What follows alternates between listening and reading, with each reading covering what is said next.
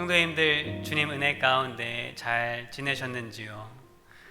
이번 주는 지난주에 비해서 이렇게 온도가 몇 도 정도 이렇게 낮은 날들이 계속되고 있습니다. 아침에 이렇게 차를 타고 이렇게 교회에 오는데 차 안으로 부는 바람이 참 시원하게 느껴질 정도로 이렇게 온도가 좀 내려갔습니다. 그 바람이 참 감사하고 마음을 가볍게 해 주었습니다. 물론 여전히 세계 곳곳에서의 그 고통의 울부짖는 소리가 있고 또 내 삶의 무거운 짐들이 여전히 내 앞에 있지만 작은 감사가 우리의 삶 속에 또 우리 모두에게 있기를 바랍니다. 그런 작은 감사함으로 내 하루를 조금 더 가볍게 살아갈 수 있는 저와 여러분이 되기를 소망합니다. 오늘 함께 나누는 말씀 속에 또한 그런 은혜가 있기를 기대하면서 우리 찬송가 303장 우리 함께 부르시도록 하겠습니다. 찬송가 303장 날 위하여 십자가에 찬송 같이 함께 부르겠습니다.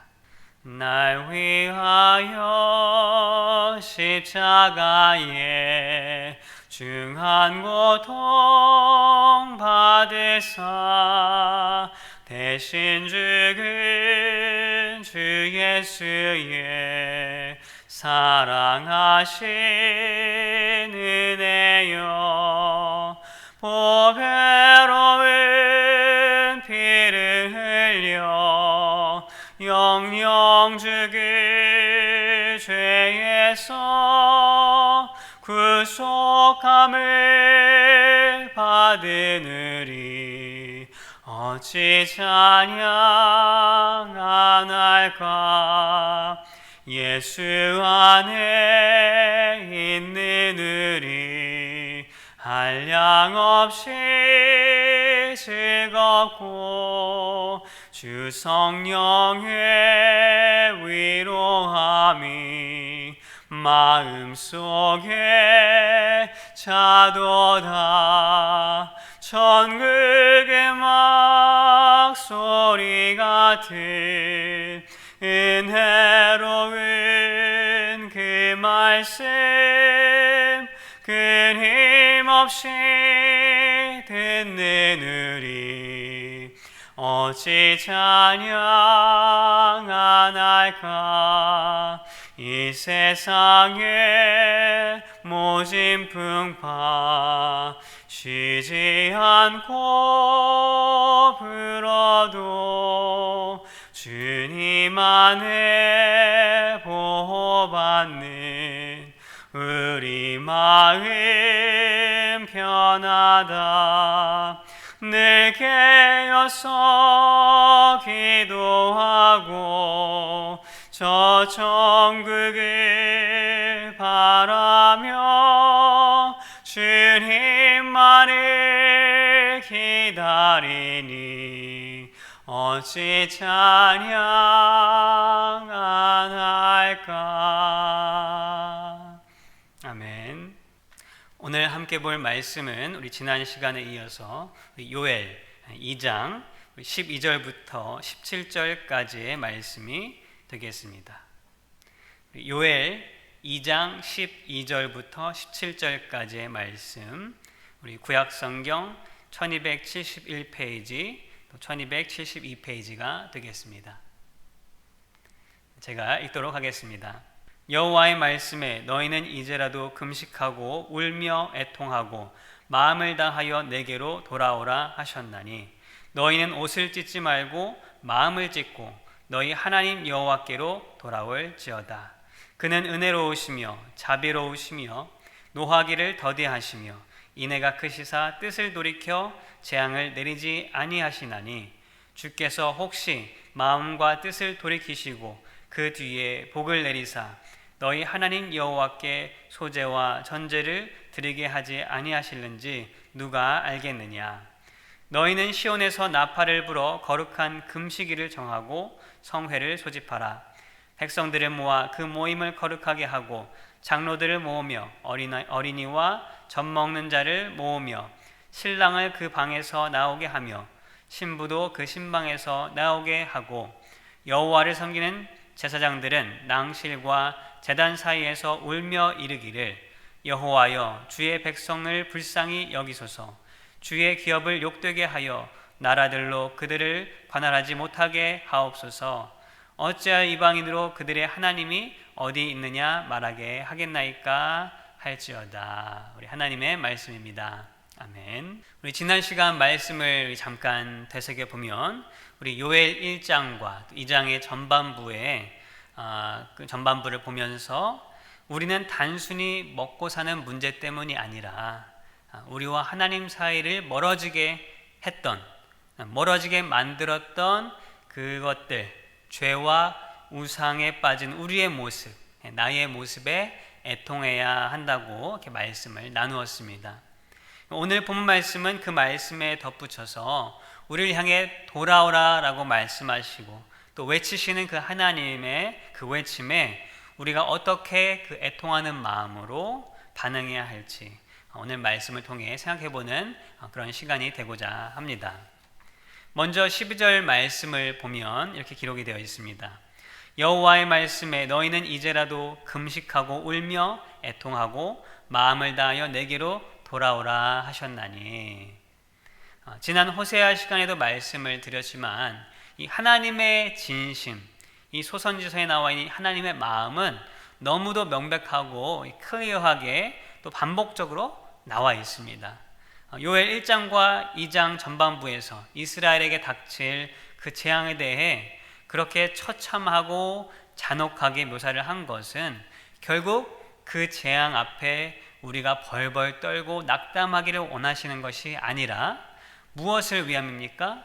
우리가 오직 하나님께로 돌아오기를 바라시는 그 마음이라는 것을 우리 12절에서 정확하게 말씀하고 있습니다.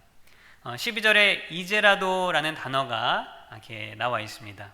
히브리어는 그 단어의 위치가 중요한 의미를 전달하는 데 쓰입니다. 여기 이제라도 라는 단어도 마찬가지입니다. 이 한글 번역에는 우리 갖고 있는 성경에는 문장의 중간에 나와 있지만 이 원어 성경에는 가장 앞부분에 문장의 앞부분에 이제라도라는 단어가 등장을 합니다. 그 문장에서 그만큼 중요한 의미를 가지고 있다는 뜻입니다. 그 뜻은 쉽습니다. 이제라도 우리말의 의미는 무엇입니까? 늦었지만 지금이라도 라는 그런 뜻이 담겨져 있습니다.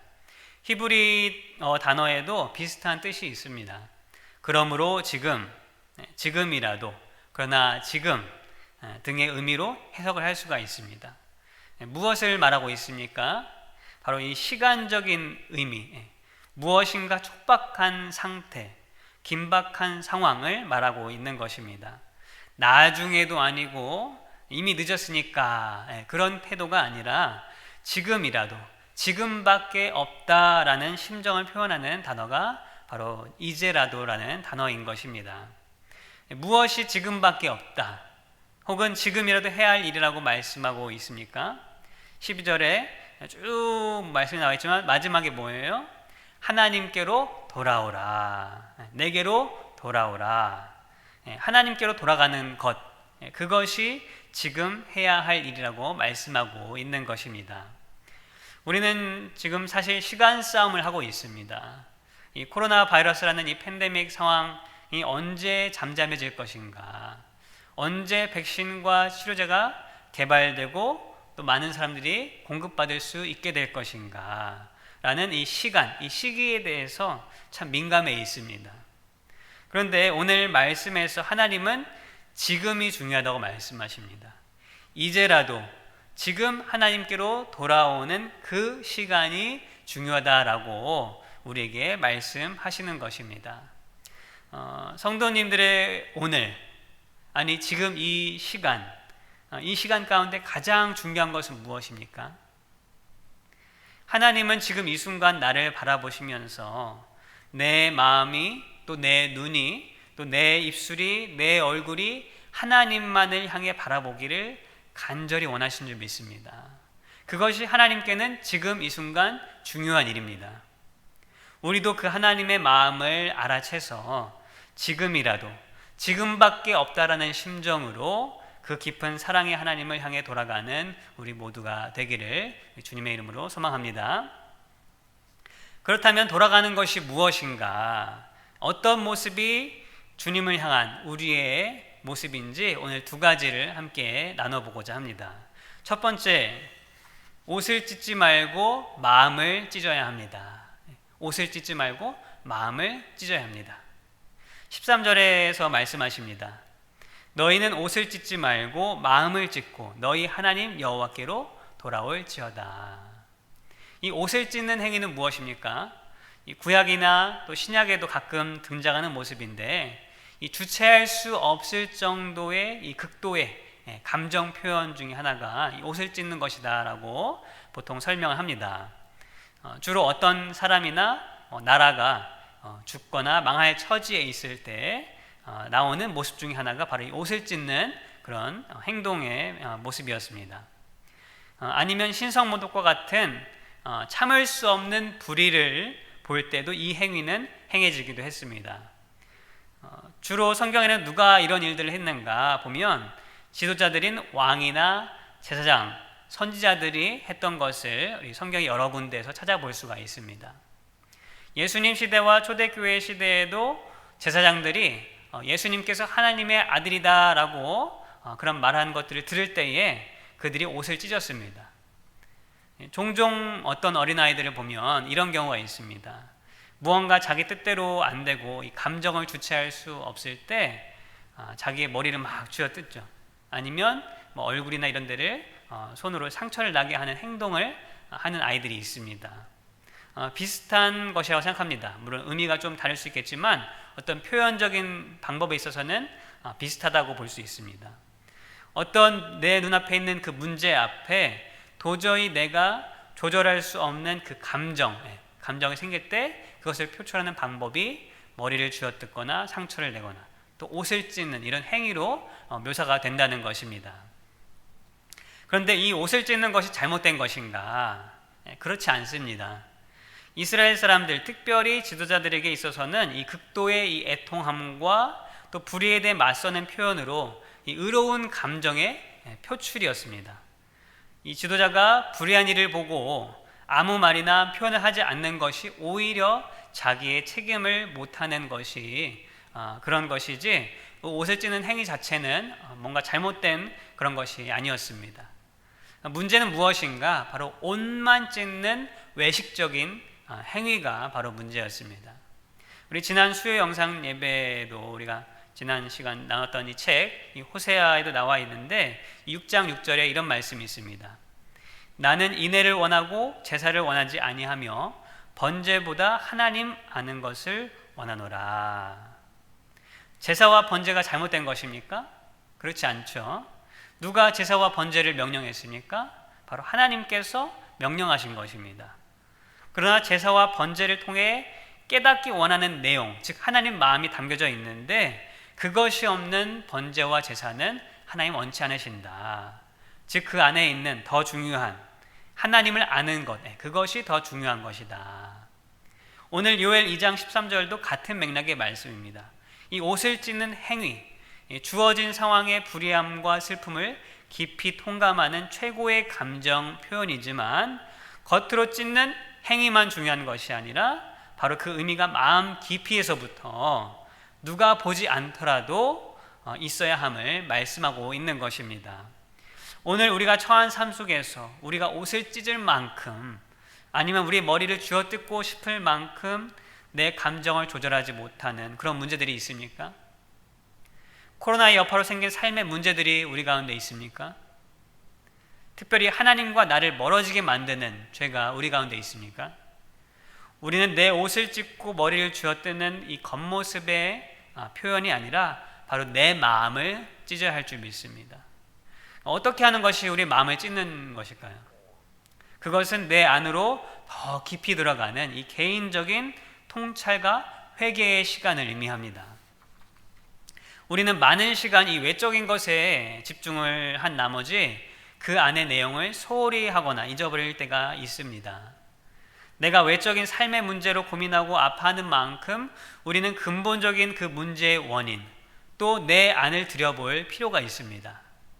본문에서 마음을 찢는다는 것은 이 겉으로 표현되는 이 회개의 행위만이 아니라 그와 같이 애통하는 그런 심정, 그런 감정으로 자신의 삶을, 깊은 삶을 돌아보고 내 안에 하나님 미워하시는 죄에 대해서 더 탄식하고 자복하는 것을 의미한다고 말할 수 있습니다.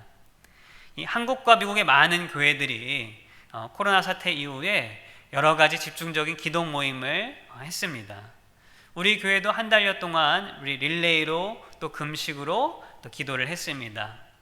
어떤 교회들은 40일 작정 기도도 하고 새벽 집중 금식 기도, 또 온라인 기도 모임, 또 미국에서는 조지아의 어떤 한 병원 앞에 모여서 차 안에서 찬양하고 기도하는 그런 모임들도 있었습니다. 다 중요하고 좋은 일이었습니다.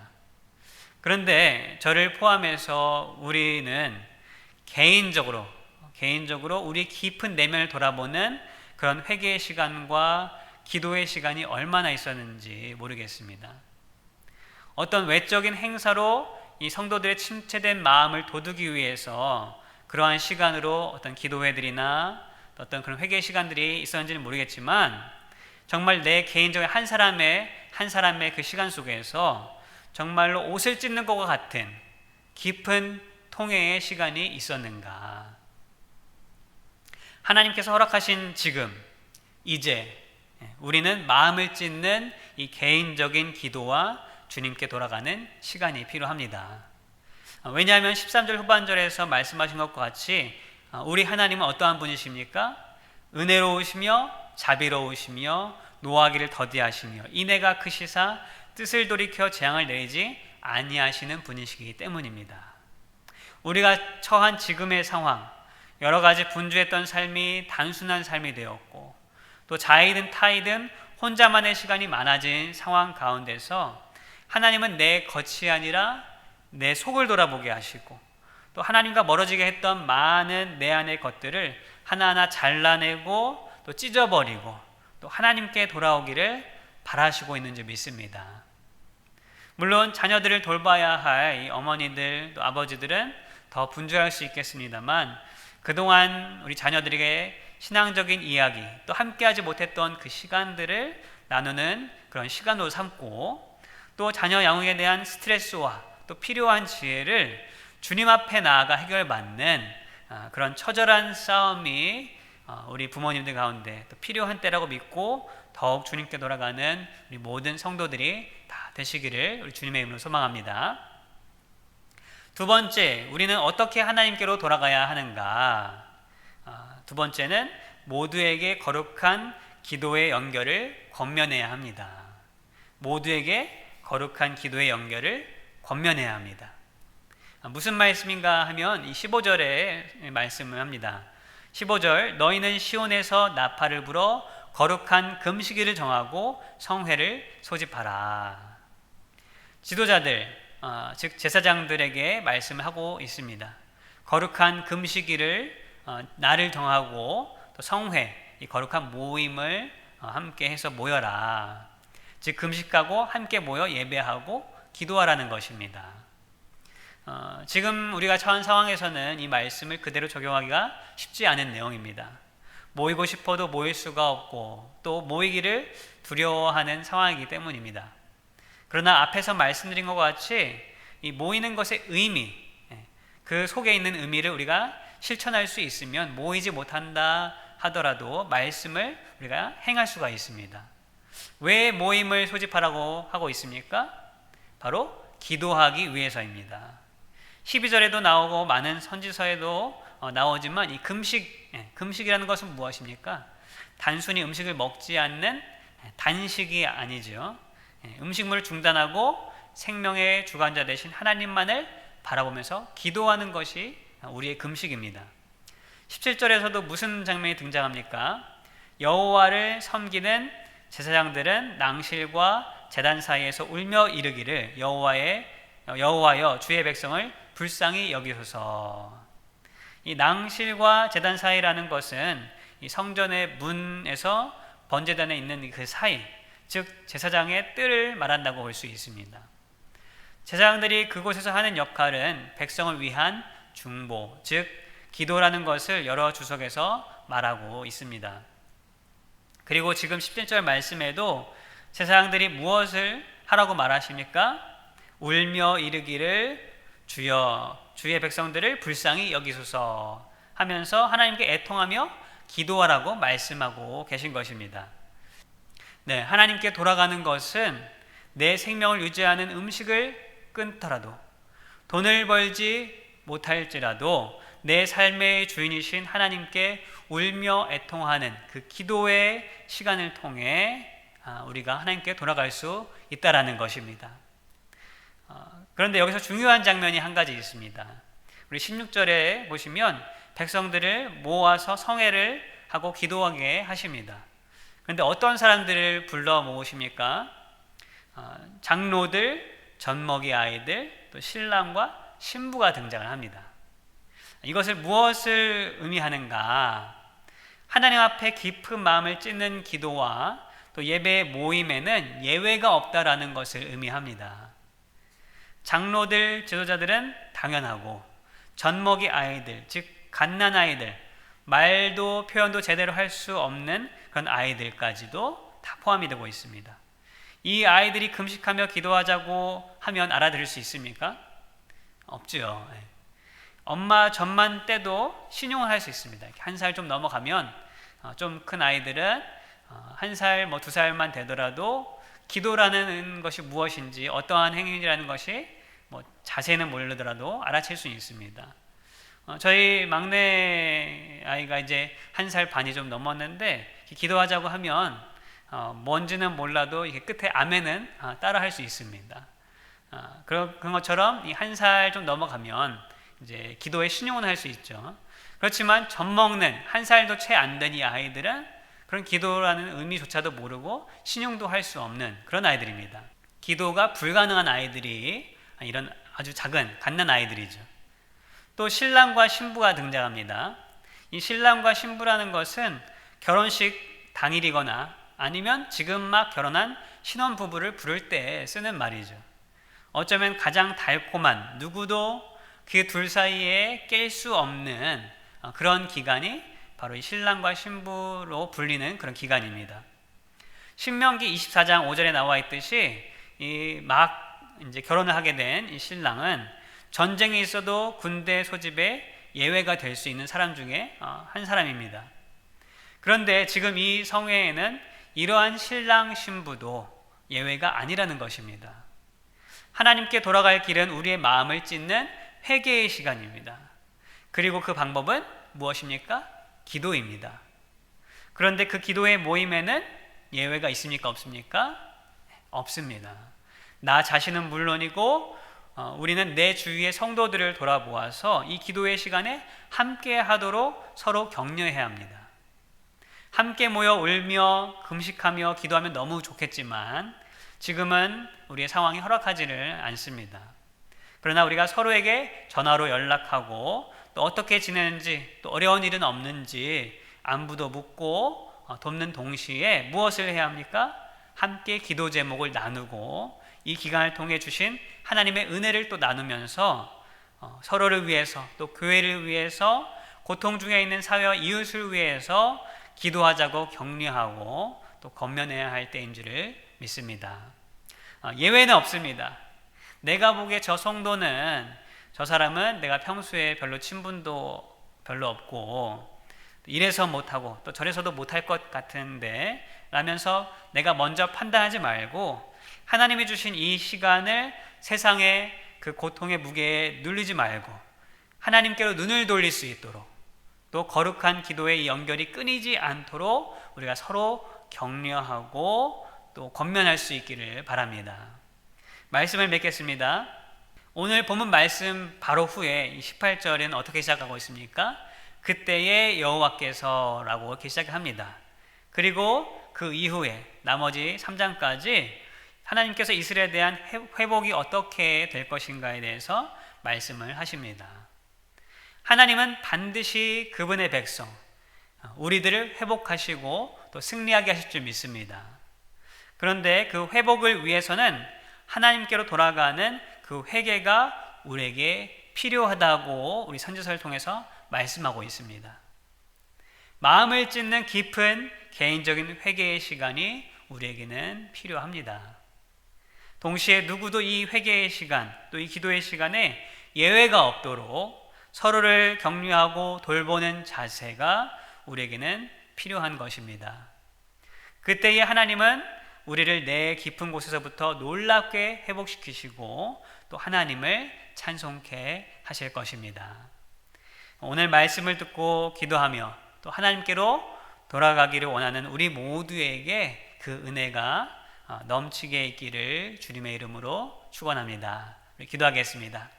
하나님 감사합니다. 참으로 하나님 없이는 죄악 중에 살아갈 수밖에 없는 우리의 모습을 다시 한번 돌아보게 하시니 주님 감사합니다. 주님, 우리가 처한 상황이 비록 답답하고 어려운 상황이 있을지라 할지라도 우리의 마음이 그곳에서 낙담되고 넘어지는 것이 아니라 그럴수록 더욱더 하나님 앞에 나아가고 하나님을 붙잡고 하나님 말씀하신 바를 기억하며 기도하는 우리 믿는 모든 자들 다 되게 하여 주시옵소서. 주님, 오늘 말씀을 붙잡고 우리가 더욱 내 마음을 찢는 그런 통회의 회개의 시간들이 있게 하여 주시고 또 나만이 아니라 내 이웃을 돌아오며 누구도 예외가 없이 모두가 이 일에 동참할 수 있도록 한 사람 한 사람을 도울 수 있는 그런 귀한 믿음의 통로, 복음의 통로, 은혜의 통로가 되게 하여 주시옵소서. 오늘도 주 앞에 맡깁니다. 지금 이 순간 주님을 더욱 깊이 묵상하며 또 가장 중요한 것이 무엇인지를 깨달으며 돌아가는 우리 모두가 되게 하시고 또 교회와 사회가 하루빨리 주님의 회복 가운데 나아갈 수 있는 그런 모든 주님의 은혜가 넘칠 수 있도록 주여 인도하여 주시옵소서. 감사히 예수님의 이름으로 기도하옵나이다. 아멘. 하늘에 계신 우리 아버지여, 이름이 거룩히 여김을 받으시오며 나라의 임하옵시며 뜻이 하늘에서 이루어진 것 같이 땅에서도 이루어지이다. 오늘 우리에게 일용할 양식을 주시옵고 우리가 우리에게 죄 지은 자를 사하여 준 것 같이 우리 죄를 사하여 주시옵고 우리를 시험에 들게 하지 마시옵고 다만 악에서 구하시옵소서. 나라와 권세와 영광이 아버지께 영원히 있사옵나이다. 아멘.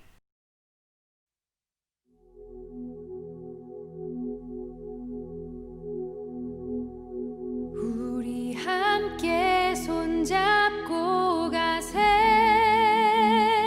조금 느리고 어려울지라도 주님 부르신 그 감격 붙잡고 손잡고 함께 가세.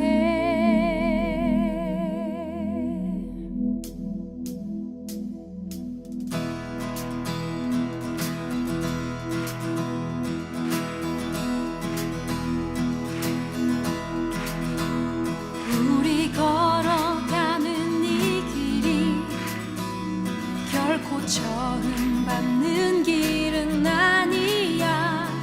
수천 년 동안 온 땅 곳곳에서 주님 따른 흔적 있으니 우리 걸어가는 이 길이 낯설고 두려워 보일지라도 삶의 무게를 뚫고 흘러들어오는 주님 부활의 생명을 봐. 우리 함께 손잡고 가세. 조금 느리고 어려울지라도 주님 부르신 그 감격 붙잡고 손잡고 함께 가세. 우리 함께 손잡고 가세. 때론 더디고 힘겨울지라도 주님 부르실 듯 나를 향하여 손잡고 함께 가세.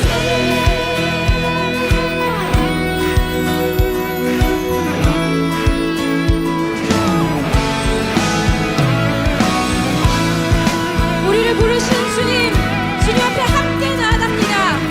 주님, 우리를